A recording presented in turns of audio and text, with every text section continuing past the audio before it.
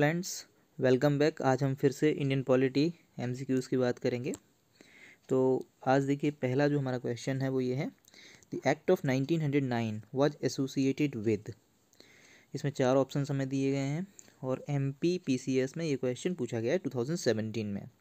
चार ऑप्शन हम देखते हैं। 1909 एक्ट आपको पता चली गया होगा, मॉर्ले मिंटो रिफॉर्म्स इसको बोला जाता था। Introduction of separate electorates, decentralisation, diarchy तो देखो 1919 के एक्ट में आया था। ठीक है, इससे कोई मतलब नहीं है। पहला ही इसका ऑप्शन जो है वो करेक्ट है। इंट्रोडक्शन ऑफ सेपरेट इलेक्टोरेट्स आए थे मुस्लिम्स के लिए। ठीक है, ये मुस्लिम्स के लिए सेपरेट इलेक्टोरेट्स का मीनिंग शायद आपको मालूम हो, नहीं मालूम हो। सेपरेट इलेक्टोरेट्स में ये होता था कि मुस्लिम्स के लिए सीटें रिजर्व कर दी गई थी। केवल रिजर्वेशन ऑफ सीट्स नहीं था, जितने मुस्लिम वोटर्स होंगे वो केवल मुस्लिम्स को ही वोट करेंगे और बाकी के जो वोटर्स होंगे वो बाकी के कैंडिडेट्स को वोट करेंगे। तो इस तरीके से इसको इम्प्लीमेंट किया गया था। तो इसका आंसर ए हो गया, जैसा कि हमने आपको बताया। नेक्स्ट क्वेश्चन पे चलते हैं हम। बहुत ही interesting question. Which of the following acts is are the principal features of government of India 1919। ठीक है, 1919 एक्ट, इसको मॉन्टे कैम्सफोर्ड रिफॉर्म्स बोलते थे। देखो, इसमें एक लॉजिक है।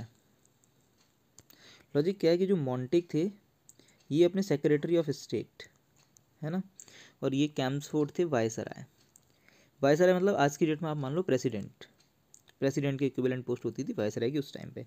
सेक्रेटरी ऑफ स्टेट आप मान लो लाइक दी किसी भी सब्जेक्ट का फॉरेन मिनिस्टर, मान लो लंदन के फॉरेन मिनिस्टर हो गए, ब्रिटेन के फॉरेन मिनिस्टर हो गए, क्योंकि इंडिया जो है उनकी टेरिटरी था, तो फॉरेन मिनिस्टर के अंडर आएंगे उनके ये secretary viceroy. Secretary of state के अंडर वायसराय काम करते थे।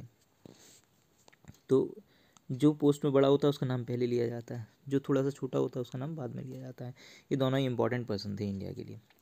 तो इंट्रोडक्शन इसमें बात हो रही है कि गवर्नमेंट ऑफ इंडिया 1919, जो हमने आपको बताया कि मॉन्टे कैम्सफोर्ड रिफॉर्म्स भी उसको बोलते थे, उसमें क्या क्या फीचर्स थे। Introduction of diarchy in the executive government of the provinces. ये स्टेटमेंट देखो बिल्कुल सही है, क्योंकि डाइआरकी का मतलब था आपका transferred subjects and reserve subjects. जो एग्जीक्यूटिव गवर्नमेंट है, एग्जीक्यूटिव आप जानते हैं तीन पार्ट होते हैं, लेजिस्लेचर, एग्जीक्यूटिव एंड जुडिशरी।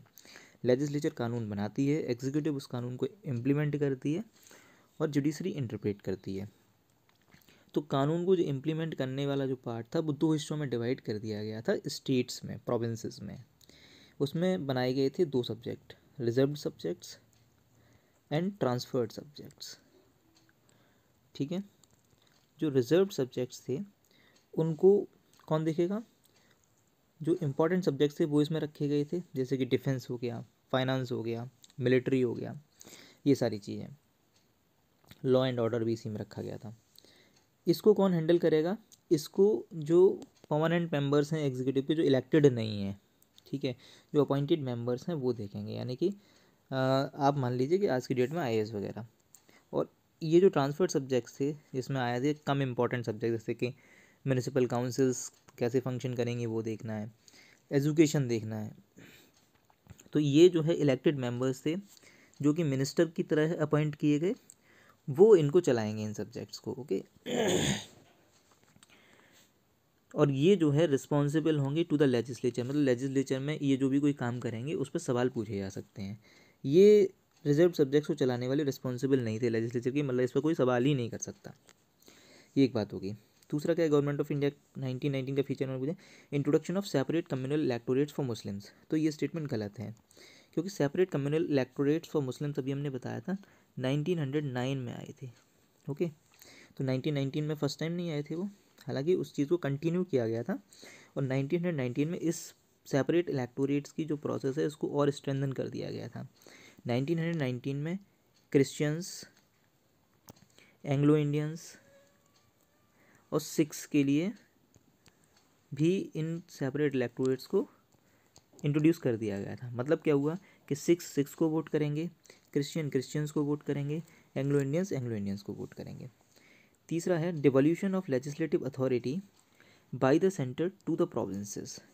तो जो लेजिस्लेटिव अथॉरिटी थी वो बढ़ा दी गई थी प्रोविंसेस की तरफ, तो ये स्टेटमेंट भी सही है। तो इस तरीके से इसका आंसर हो जाएगा 1 और 3। ये बात हमने समझ ली।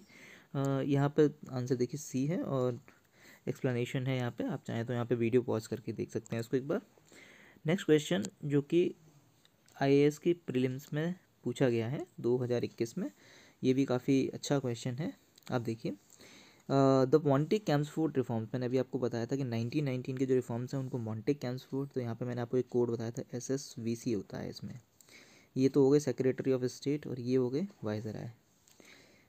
मॉन्टे-कैम्सफोर्ड ऐसे ही आप मॉर्ले मिंटो में देखोगे तो मॉर्ले सेक्रेटरी ऑफ स्टेट हो जाएंगे और वाइसराय हो जाएंगे। मतलब अभी पूछ लिया जाएगा कि लॉर्ड मिंटो वाइसराय थे या क्या थे secretary of state, one day exams में ऐसे क्वेश्चन पूछे जा सकते हैं। तो SSVC कोड से आप पता कर सकते हैं यहाँ पे। Monte-Camsford reforms of 1919 recommended granting voting rights to all the women above age of 21। तो ये स्टेटमेंट देखो सरासर गलत है। 1919 के एक्ट में यूनिवर्सल सफरेज विमेन को नहीं दी गई थी। इनफैक्ट 1918 में ब्रिटेन में लिमिटेड सफरेज दी गई थी और जो ब्रिटेन की जो विमेन थी, प्रॉपर्टी होल्डर विमेन्स को दिया गया था जिनके नाम पे प्रॉपर्टी थी, केवल उनको वोटिंग राइट दिया गया था और वो भी केवल ब्रिटेन के अंदर। मतलब ब्रिटेन के पास तो बहुत कंट्रीज़ थी, अफ्रीका, एशिया, बहुत सारी जगह उनकी एम्पायर थी, वहाँ भी जो ब्रिटिश विमेन थी उनको भी वो राइट नहीं दिया गया था। तो इंडियन विमेन को देने का तो कोई सवाल ही नहीं है। हालांकि इसमें एक बात कह दी गई थी प्रोविंसेस के लिए कि अगर प्रोविंसेस चाहें तो वो ये डिसाइड कर सकती हैं कि भाई वहाँ की जो विमेन है वो प्रोविंशियल पर्पसेस के लिए वोट दे सकती हैं या नहीं दे सकती, और उसमें भी स्ट्रिक्ट क्राइटेरिया फॉलो हो पा रहा है, उसी के बेसिस पर वो देख पाएंगे इस चीज़ को। मतलब प्रॉपर्टी है, एजुकेशन है, स्टेटस है, पावर है वेमेन के पास में या नहीं है, तभी उनको वोटिंग राइट कोई दे पाएंगे वो। तो इस तरीके से ये स्टेटमेंट जो है वो गलत है कि भाई हम सभी को जो इन्होंने वोटिंग राइट दे दिया, ऐसा बिल्कुल नहीं था। नेक्स्ट स्टेटमेंट देखते हैं। The government of India 1935 gave women reserved seats in legislature. तो ये स्टेटमेंट बिल्कुल सही है। हुआ क्या था कि जो सेपरेट इलेक्टोरेट्स थे 1909 में आए थे मुस्लिम्स के लिए, ओके, ये हमने अभी बताया था, ठीक है। 1919 में इसको स्ट्रेंथन किया गया, इसमें सिख्स, क्रिश्चियंस, एंग्लो इंडियंस, इनको इंक्लूड कर लिया गया। 1935 में इस चीज़ को फर्दर स्ट्रेंथन करने की कोशिश की गई एक्ट में, और इसमें women, scheduled caste, labourers, workers वगैरह को भी सेपरेट इलेक्टोरेट्स में शामिल कर लिया गया। तो इस तरीके से रिजर्व्ड सीट्स इनको 1935 एक्ट में दे दी गई थी। तो इसका आंसर जो है वो 2 ओनली हो जाएगा, ओके। अब हम आगे बढ़ते हैं नेक्स्ट क्वेश्चन की तरफ। With reference to Indian civil services, ये सबसे ज़्यादा इंटरेस्टिंग क्वेश्चन है, इसमें आपको सबसे ज़्यादा मजा आएगा। यूपी में ये पूछा गया था, यूपी के आरओ में। With reference to the Indian civil service which of the following statement is correct, okay. हमें ये जरूर देखना है कि हमसे करेक्ट पूछा जा रहा है या अनकरेक्ट कोड पूछा जा रहा है। कई बार यहाँ पे गलतियाँ हो जाती हैं लोगों से एग्जाम में, वो नहीं करनी है। With reference to Indian civil service which of the following statement is correct. Indian civil service की शुरुआत वगैरह से रिलेटेड है ये। Government of India 1919 provided for a separate examination for the Indian civil service which was to be held in India 1919 के act में। तो ये स्टेटमेंट बिल्कुल सही है। 1919 के एक्ट में पहली बार कहा गया था कि एक मतलब जो सिविल सर्विस है उसकी जो एग्ज़ामिनेशन है वो इंडिया में होनी चाहिए। और सबसे आपको यहाँ से पता चलेगा, सबसे पहले जो एग्ज़ामिनेशन का प्रोविज़न था वो इलाहाबाद में रखा गया था। यही कारण है, यहाँ से आप पता लगा सकते हैं कि इलाहाबाद आईएएस बनने का हब कैसे बना। सबसे ज़्यादा जो सिविल सर्वेंट्स हैं वो इलाहाबाद से क्यों निकलते थे, क्योंकि सबसे पहले वहीं पे माहौल डेवलप हुआ, केवल वहीं एग्ज़ाम होता था, वहीं लोग तैयारी करने जाते थे, वहीं पे तैयारी कराने वाले स्पेशलिस्ट डेवलप हुए, इसलिए ये गढ़ बना उसका। सेकंड नंबर पे दिल्ली क्यों बना, क्योंकि इसी एक्ट में बाद में इसी एक्ट के तहत दिल्ली में एग्ज़ाम शुरू किया गया। तो इलाहाबाद के बाद दिल्ली में एग्ज़ाम होने लग गया, तो दिल्ली में भी जो एक्सपर्ट्स डेवलप हुए, और अब तो पूरे देश में हो रहा है, तो पूरे देश से सब जगह से आईएएस निकलते हैं। तो ये कोई कोइंसिडेंस नहीं था कि इलाहाबाद के लोग बहुत ज़्यादा पढ़ते थे इस वजह से। इलाहाबाद नेचुरली मतलब कि एक ब्रीडिंग ग्राउंड बना है इसके लिए, क्योंकि वहीं एग्ज़ाम होता था, सब लोग वहीं तैयारी करने जाते थे।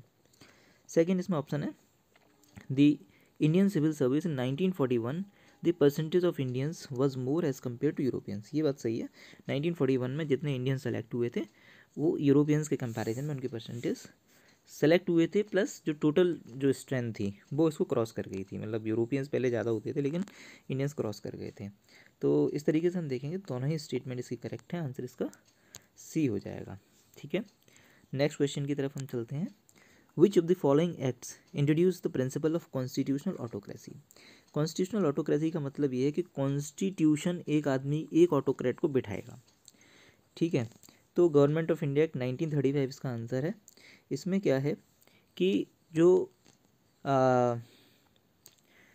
प्रोविंसेस में गवर्नर्स और सेंटर में गवर्नर जनरल के बिहाफ पे ही सारे के सारे एग्जीक्यूटिव फंक्शंस होंगे, ऐसा बताया गया। जैसे आज की डेट में क्या है कि गवर्नमेंट ऑफ इंडिया में कोई भी ऑफिशियल कोई भी काम करे, लेकिन किसके नाम पे होता है?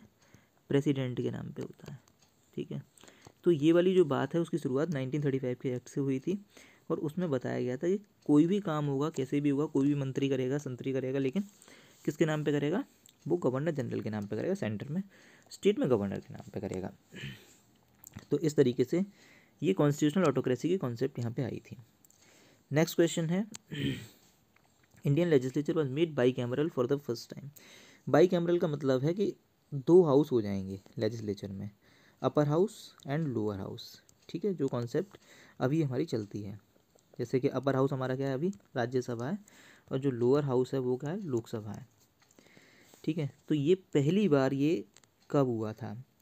बाई कैमरलिज्म की जो कॉन्सेप्ट है फर्स्ट टाइम कब आई थी?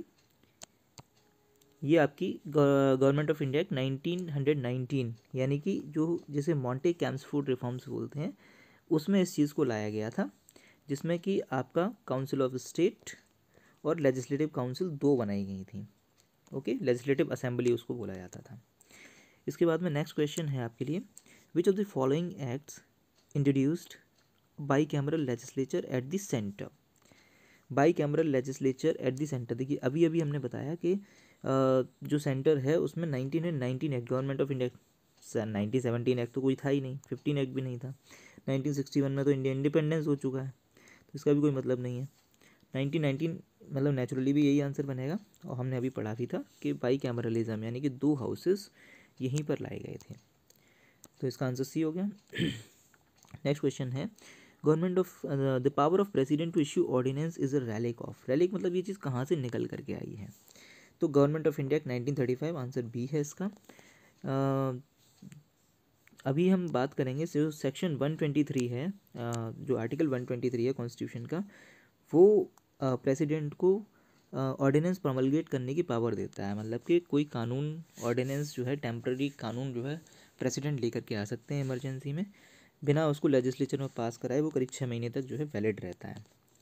तो ऐसा जो प्रोविज़न है पहली बार section 42 of government of India 1935 में था, जिसमें कि ये पावर आप वायसराय को दी गई थी। वायसराय को पहले से ही हालांकि पावर थी, लेकिन इसमें स्पेसिफिकली ये पावर दी गई थी प्रोमलगेट करने की। तो ये यहीं से जो शुरुआत हुई थी गवर्नमेंट ऑफ इंडिया 1935 से।